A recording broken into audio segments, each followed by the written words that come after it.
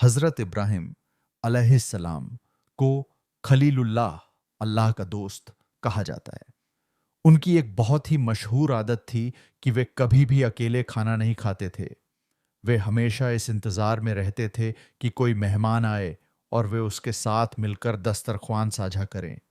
کبھی کبھی تو وہ مہمان کی تلاش میں ملو پیدل چل پڑتے تھے۔ ایک اجنبی کا آگمن ایک دوپہر حضرت ابراہیم اپنے گھر کے باہر بیٹھے تھے کہ انہوں نے ایک بوڑھے مسافر کو آتے دیکھا۔ وہ مسافر بہت تھکا ہوا اور پیاسا لگ رہا تھا۔ حضرت ابراہیم بہت خوش ہوئے اور انہوں نے بڑی عزت کے ساتھ اس بوڑھے شخص کو اپنے گھر کے اندر بلایا۔ انہوں نے اس کے لیے ٹھنڈا پانی منگوایا، اس کے ہاتھ پاؤں دھلوائے اور بہترین کھانا تیار کروایا۔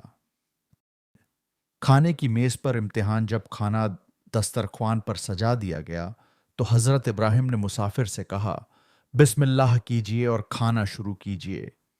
لیکن وہ بوڑھا شخص چپ چاپ کھانا کھانے لگا۔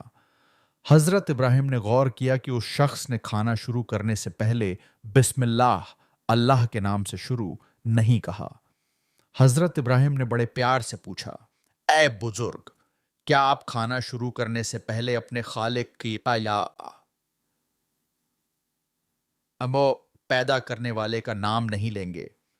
مسافر نے جواب دیا، میں اللہ کو نہیں مانتا، میں آگ کی عبادت کرنے والا آتش پرست ہوں۔ سن کر حضرت ابراہیم کو بہت برا لگا۔ انہیں لگا کہ جو شخص اس خدا کا شکر ادا نہیں کر سکتا جس نے اسے پیدا کیا، وہ ان کے دسترخوان پر بیٹھنے کے لائق نہیں ہے۔ بھاگ گیا۔ انہوں نے غصے میں اس بوڑھے شخص سے کہا، اگر تم میرے رب کو نہیں مانتے تو میں تمہیں کھانا نہیں کھلا سکتا۔ وہ بوڑھا مسافر دکھی من سے اٹھا اور بنا کھائے پیے وہاں سے چلا گیا۔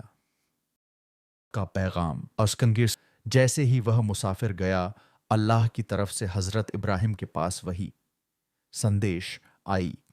اللہ نے فرمایا، اے ابراہیم، اس بوڑھے شخص کی عمر 70 سال تھی۔ ان 70 سالوں میں وہ مجھے نہیں مانتا تھا، پھر سے روز ہی کھانا دیتا رہا۔ میں نے کبھی اس کا کھانا بند نہیں کیا۔ کیا تم اسے ایک وقت کا کھانا بھی نہیں کھلا سکتے تھے، صرف اس لیے کہ وہ مجھے نہیں مانتا؟